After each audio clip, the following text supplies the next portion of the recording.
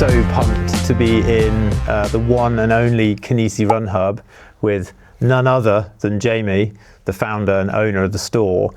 And so yeah, Jamie, thanks buddy for having us. It's been really fun getting onto the mats, getting kind of a better understanding as to what's going on with my feet. Thank you for that. Great to welcome you to the store and show you around. And thanks for stocking us. Yeah. You are our local store, so it's really exciting. Thank you very much. We love working with local brands. Yeah, definitely. And you know, we're humbled that we are one of those. So thanks. So tell me, so these interviews are. There isn't really much of an agenda to this. I'm really interested in you as Jamie, as an athlete, and we'll obviously touch on the things that you've done, but I also kind of want to understand a bit more about the drive behind, you know, your achievements.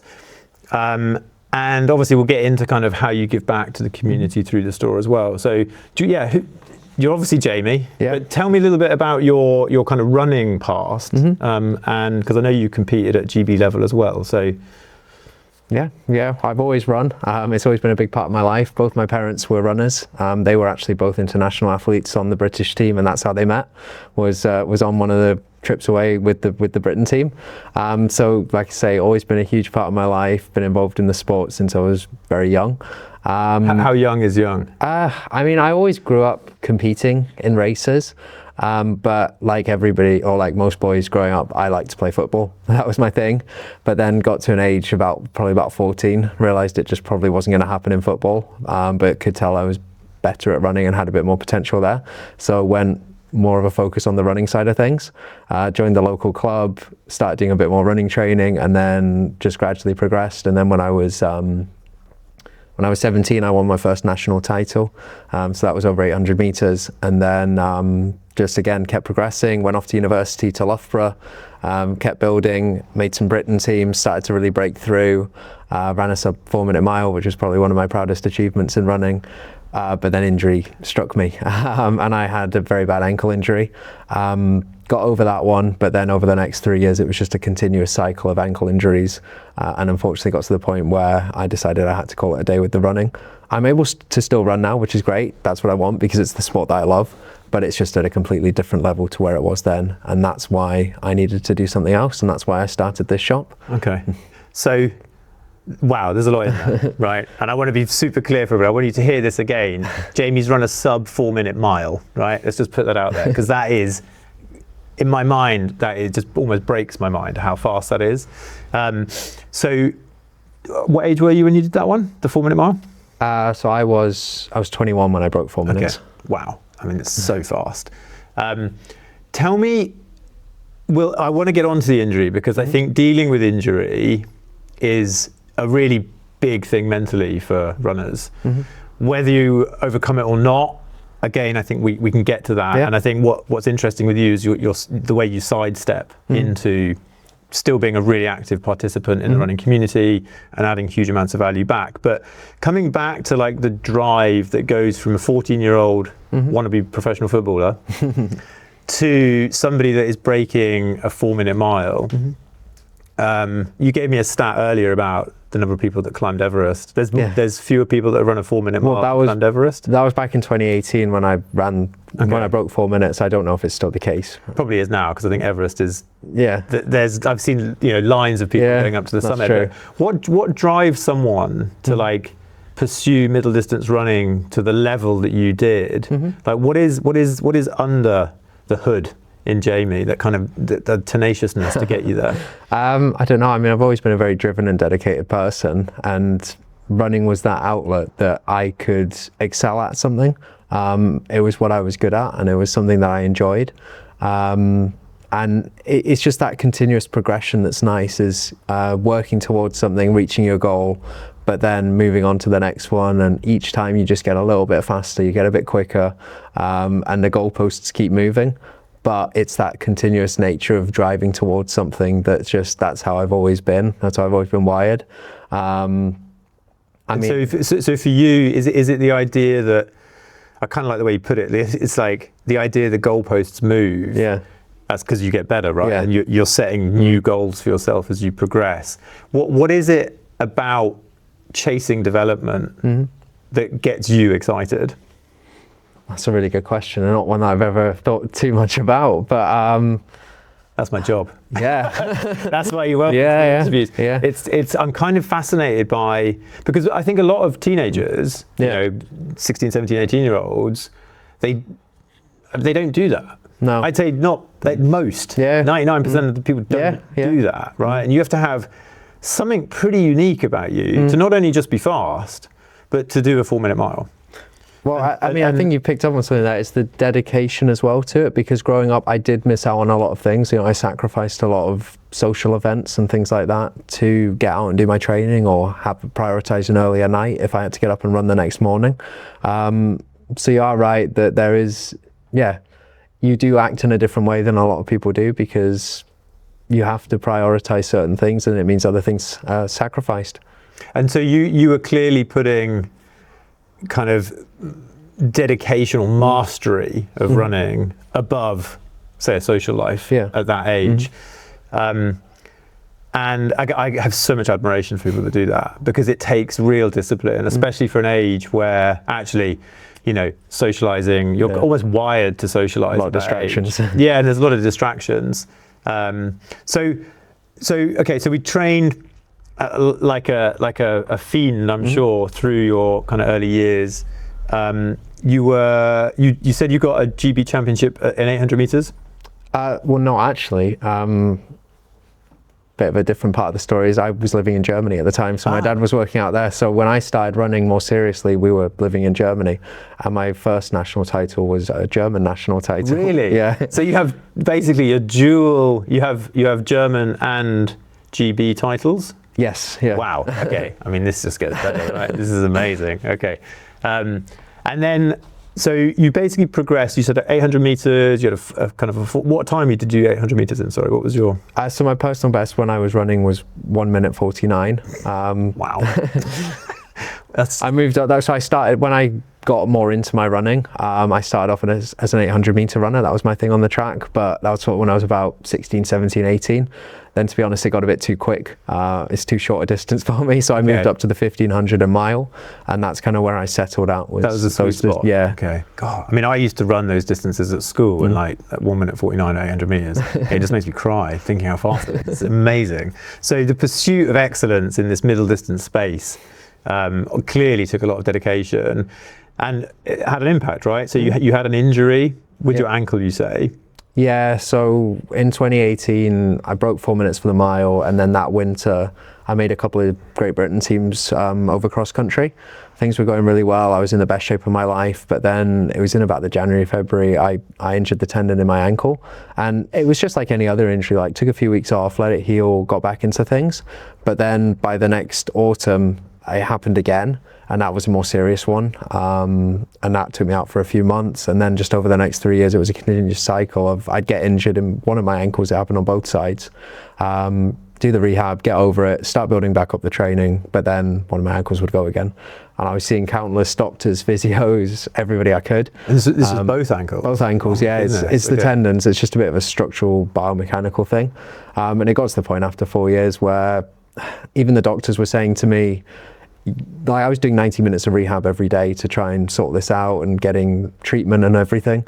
So it got to the point where they were saying, like, it's probably time to call it a day. Because by that point I was 24 as well. Kind of needed to move on with my life, get a job, that sort of thing. Not rule running out completely by any means, but just accept that possibly it wasn't the most realistic route to keep trying to pursue this. Yeah. So yeah, I mean, I still struggle with my ankles now, but I found a level that I can sustain and manage and keep the injuries down. Wow. I mean, I'm genuinely sorry to hear about injuries for anybody suck, but I think when you have, when you are on a trajectory, to then have something that's a kind of a hard impediment, right? Like it stops you in your tracks. Yeah. You can tell the dedication. You've got 90 minutes of rehab a day. You can tell your mind is like, I'm going to solve this. Unfortunately, biomechanics sometimes get in the way. So talk to me then about kind of how you, because again, I've been injured, right? And I think for many runners, many active people broadly, like it can send you on a bit of a spiral. Oh yeah.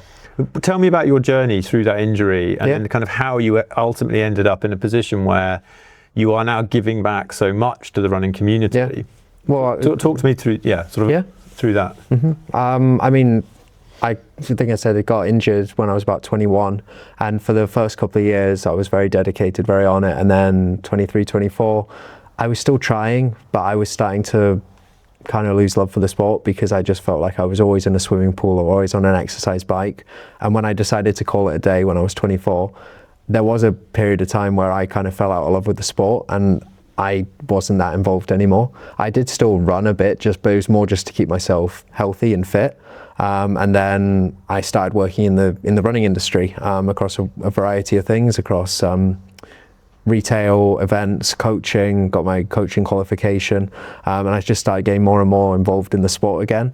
And one of the nice things was seeing it from a different perspective. Before, I'd always seen it from more of a high level perspective where it's all very serious, you're very dedicated, you're constantly training and striving for something, to then seeing it almost as more of a social outlet as much as a physical activity. And I think that's a great part of where the sport has come since COVID as well, is just the number of people taking part in it now. You see it from the number of social run clubs that are popping up. Like now I can go out on a Monday evening with one of the social run clubs. We do a 5K around the harbour and get a beer afterwards. Back when I was running, never would have thought about doing that. You went down the track, you did your session, you went home, you recovered. And it's a different side of the sport, and it's given me a completely different appreciation for it as well. Even taking part in events now, like I still race and I still try and run as quickly as I can, obviously. But like the other day, I took part in a half marathon with my girlfriend to help her get a time.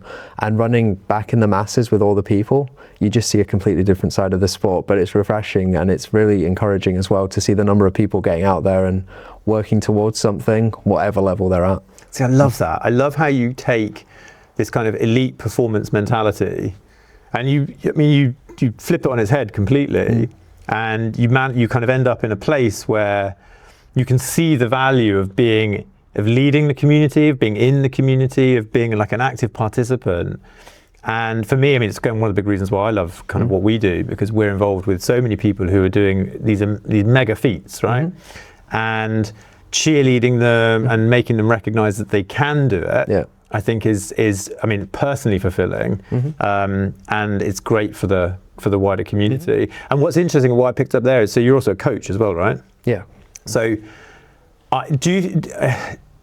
is the drive into coaching almost, do you think if you had coached yourself, you might have avoided injuries? No, you don't think so? No, I was my own worst enemy. Okay. Like still now, I would do too much if I didn't have somebody holding me back a lot of the time and telling me what to do. Interesting. Okay. I think everybody's like that, aren't they? They just want to push a little bit more. But sometimes rest and recovery are what you need, and that's why having a coach is very important. Having that second opinion and that sounding board to just to get someone else's perspective on things. And do you find that like that coaching component then gives you, obviously we've got the store as well, but there's like another angle through which you can kind of add value, engage with the community, and then see results. Like your customers ultimately, the people that you coach, they're then out achieving things, and then I assume that's giving you fulfillment. Oh, absolutely. I mean, working with someone, I don't do as much coaching now, just because since opening the shop, I've been too busy to have clients and everything. But before opening the shop, working one-on-one with people, whatever level they were at, just seeing them work towards a goal and then collectively achieving that goal is a huge thing, and it's very rewarding for both people, not just for the athlete but then also for the coach. It must be amazing to work with somebody to go, from here to here, and then achieve something. I mean, as I say, we're involved in cheerleading people to achievement, and we're with them, through the journey, but probably not to the extent that a coach is at that individual level, because so much of it is, it's not just physical, right? It's motivational, it's psychological, and you're right. It's just chill out, sit down. Like you're encouraging people to rest and recover, because I do think that's a part that people forget so often. Wow, fascinating. So then tell me then about the store. So where did the store come from? What's different about Kinisi? And what's the future hold for the store? So we're not the oldest store. We've been open just over a year and a half now. I mean, obviously running's always been a big part of my life, so ultimately I did always think I would do something in the running or sport industry. Like I said, when I stopped running at that level, I did fall out of love with the sport a bit, but then I got back into it again and was just building up experience, like I said, retail, events, coaching, different areas. And I think when I was running at the higher level that I was putting so much time and energy into that. And I'm the type of person that needs to be investing my time and energy into something. And I feel a bit lost if I've not got something that I'm working towards. And starting my own thing has always been something that I've been very passionate and interested about. Actually, prior to opening the shop, I did explore possibly starting a running apparel brand. Lots of reasons not to do that. So that's why I didn't end up doing that. Hello? So after a comical interruption, we've now locked the door, so we should be fine. So Jamie, so what we were basically talking about, obviously you kind of came up through the ranks of elite sport. You had some phenomenal achievements with your running. You then had an unfortunate injury, and you kind of got to a point where you fell out of love with the sport. Yeah. And you've pursued it in two directions, I suppose, from here, right? Which is the coaching and the store. Yeah. And just incidentally on there, one of the things I always find fascinating with people like yourself that can kind of challenge themselves from a performance perspective and take it to the next level is the ability to sidestep when things get in your way. And this is, I hear this quite a lot, right? So I have absolute admiration for somebody like yourself who, as I say, you have this trajectory in life. It doesn't, and life never goes as you plan, right? And you sidestep. And the coaching is one way that you can interact. The store is the other. So tell us about the store. What's unique about it? What's different? And kind of what is the future for the store? I mean, like I said, running was my life. It was what I put all my passion and energy into. And it got to the point where it couldn't be my own running that I was not progressing in the way that I wanted it to go, but I thought I can help other people progress their running from everything that I've learned, all the experience I had. And that started off with me coaching, and then it developed into the store where it was a place that people could come and I could help share that knowledge, share that experience, and help others achieve in running. But I mean, there's a lot of good running shops around the country, but I thought we need to do something a little bit different because the running industry hasn't really changed for as long as I can remember, particularly with getting shoes fitted in terms of how the gait analysis works and everything. And that's our real point of difference, is that in-store interaction and getting shoes on people's feet.